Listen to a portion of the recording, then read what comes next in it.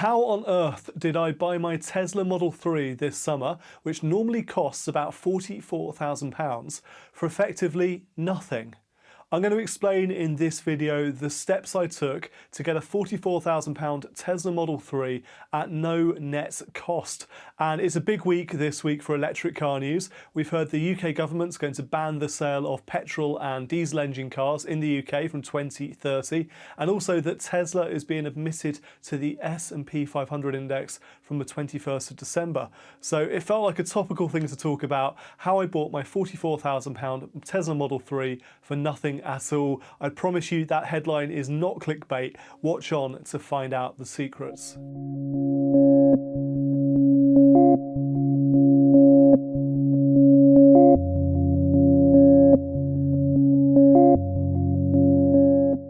Hi everyone, I'm Martin Bamford, a chartered financial planner at Informed Choice, and in this video I'm going to explain how I bought my brand new Tesla Model 3 this summer, which has a list price of almost £44,000 for a net cost of zero. And as I said in the introduction, I promise you that is not clickbait. That's genuinely the net cost to me for buying that vehicle. So earlier this year, actually in June, at the end of June, I bought a brand new Tesla Model 3, a white one. It's a standard range plus rear-wheel drive with autopilot, and I bought it from existing stock, and that's because I'm impatient. I didn't want to wait 3 or 4 months for a brand new vehicle to be specified and then built and delivered. So I looked through their existing inventory, looked at what was available, and bought one that fitted my spec, fitted what I wanted to get from them. And I've been crunching the numbers, and the numbers are quite interesting on this, and I'll get to that in just a second. But first thing to say really is I absolutely love my Tesla Model 3. I've had a few teething problems, which I've ranted an awful lot about on social media when they happened. A couple of months into car ownership, the front controller unit in the car shorted out, and it took down the Tesla car computer. And if that wasn't bad enough, the service standard at Tesla, remember we're in a pandemic at the moment and they're absolutely surging ahead with the number of cars they're selling, but that's no excuse. Their service standards were terrible. It took me weeks and weeks to get a service appointment. The updates from them were terrible. Once they finally pulled their finger out and got going, the service turned out to be excellent, and it was a quick fix. It was completely repaired under warranty, so at zero cost to me. And during the, I think 10 days or so they had it in the garage, they loaned me a lovely year-old Tesla Model S, which, if the Model 3 is a great car, the Model S is an incredibly brilliant car. Really enjoyed driving that around for almost a couple of weeks. So I love the Tesla. I'd never driven an electric car before. I bought this completely on spec, bought it online and went to collect it from their dealership in Heathrow. Had never driven a Tesla Model 3 before, had never even sat inside one, but that's the modern way of doing things, isn't it? We don't test drive cars anymore. We go by reviews we've watched on YouTube and our feeling about these things. But I believe the future is electric vehicles, as we've seen, I think, confirmed this week by the UK government. No more petrol or diesel new cars to be sold in this country from 2030 onwards. And interestingly, as things stand, if you're to buy a brand new electric car right now, you can do it very, very cheaply. The headline prices look quite high. And as I mentioned at the start, the list price of my Tesla Model 3 was about £44,000. But actually, once you take into account a whole variety of factors, which I'll run through in this video, you can get that price right down, in my case, to below zero. So effectively, once I've crunched my numbers, done my sums, I was paid to start driving this brand new Tesla Model 3, and I'll explain why. So the list price of this vehicle, it wasn't £44,000, it was actually £43,490. That includes VAT, value added tax, at 20%. So to get from £43,490 all the way down to zero, actually below zero, I have to look at some of the cost savings involved. And there's several of these. I'm going to start with what is called the plug-in grant. Now, the plug-in grant is a £3,000 grant given by the government to anyone that buys a new, previously unowned, undriven electric vehicle, so a zero emission vehicle. And they knock £3,000 off the price of a vehicle effectively. Now, that one's a bit cheeky because once that plug-in grant came at £3,000, what most electric car providers, dealers did was put the price up by £3,000. It's a bit like when you get stamp duty discounts on properties. So at the moment we have a stamp duty holiday through to the end of March, and effectively it just pushes the asking price up on those properties. You don't really save the money. But if we're starting to knock money off that £43,490 purchase price, let's start by taking off £3,000, which is the plug-in grant. It's the government incentive to get more of us out of those dirty, polluting petrol and diesel engine cars and into nice, clean electric vehicles. So £3,000 off step one. Now, step two is a corporation tax saving. So I bought my Tesla Model 3 via my limited company where I'm a shareholder and a director. And if you have a limited company which makes profits, those profits are subject to corporation tax, currently at a rate of 19%. However, some things you can knock off the value of your profits before that corporation tax is calculated. And buying an electric vehicle is one of the deductible expenses, one of the things the HM Revenue and Customs allows you to knock off your profits for the purpose of corporation tax calculation. So I was able to save £7,693 in corporation tax this year. And that's because if you buy a new electric vehicle, which has a CO2 emission of less than 50 grams per kilometre. So typically an electric vehicle, I think there might be one or two hybrid vehicles in the UK that qualify as well. But you can then have a 100% first year allowance for that purchase price. It means the entire purchase price is offset against your profits, your taxable profits, and you make a corporation tax saving. So as I said, I saved £7,693 in corporation tax by virtue of buying an electric vehicle via my limited company. So that's some more money to knock off that purchase price. And now, because we're starting to get into numbers which I'm finding quite hard to memorise in my head, I'll read it off a bit of paper, but we went down from 43,490, we took off £3,000 for that plug-in grant, a further £7,693 for the corporation tax saving. Therefore, I'm now down to £32,797, which is a good start, but I said to you and I promised you we'd get it below zero. So we've got to take some more money off, identify some more cost savings. Now, the next one is another form of taxation, and it's the tax that I'm charged by the HM Revenue and Customs as a company car driver. This is known as a benefit in kind, and it is a type of income tax charge. It's calculated by virtue of the list price of the vehicle you're driving, the company car you're driving, and then its CO2 emissions. Now, the great thing about an electric vehicle for the current tax year, the year 2020-21, is that the benefit in kind rate is zero. A big fat zero, nothing to pay at all in terms of benefit in kind. Now that is going up. It's going up to 1% in the next tax year, 2021-22, and then to 2% in the 2022-23 tax year.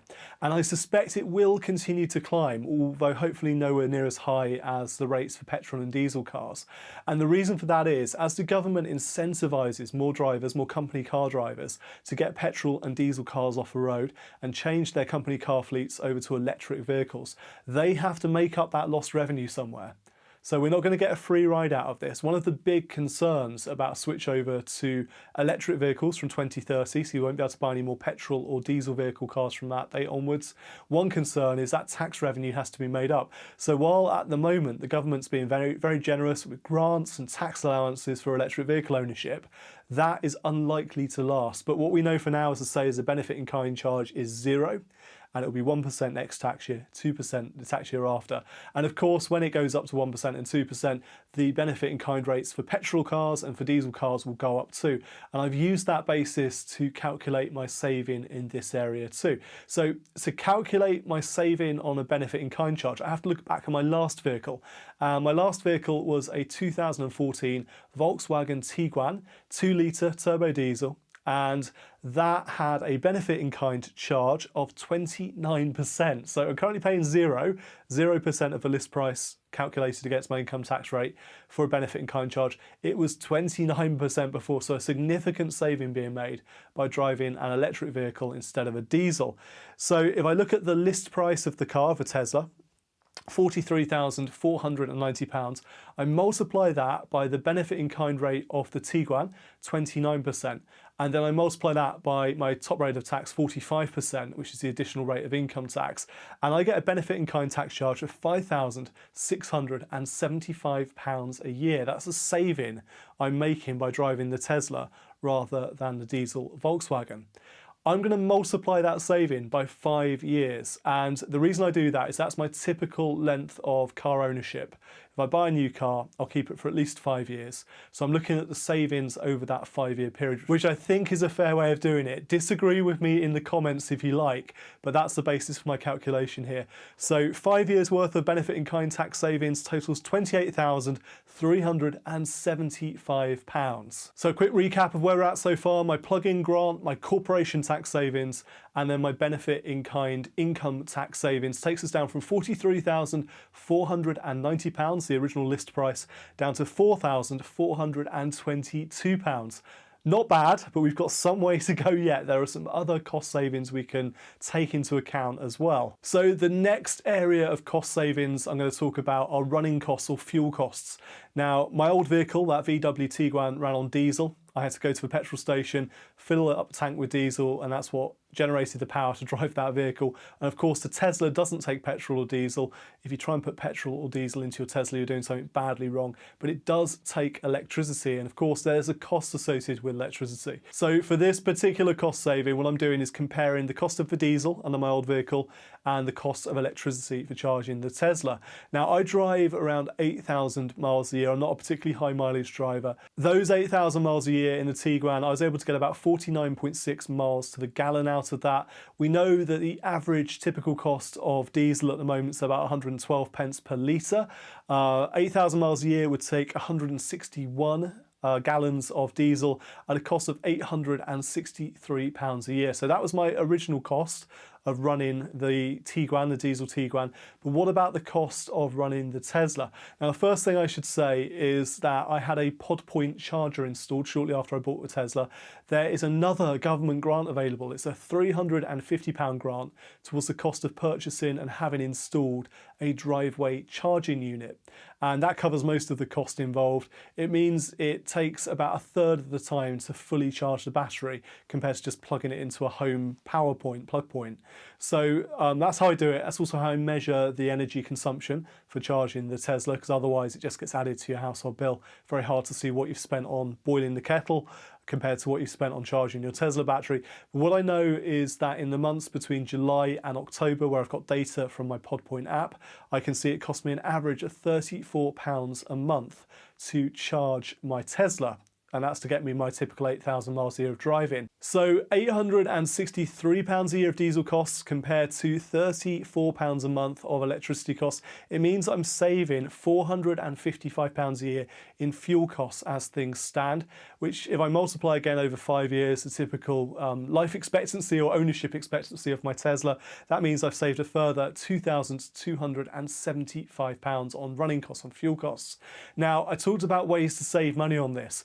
If you buy a Tesla and you use my referral code, which I'll put down in the description below, we each get 1,000 free miles of superchargers. Superchargers are the Tesla network of charging points at various service stations and hotels and other destinations around the UK. You plug them in, 12 to 15 minutes later, you have a full charge.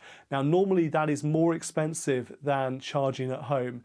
And for the majority of my journeys that I do, 99% of my journeys, I will be able to charge at home, give myself enough range to do the driving I need that day before coming home at night, plugging it in the driveway overnight. But for longer trips, so for example, when we drive down to the southwest on holiday to see people, then I'll need to use the supercharger 2 or 3 times on that journey. And those supercharger visits might cost 20, maybe £30 for that whole trip there and back.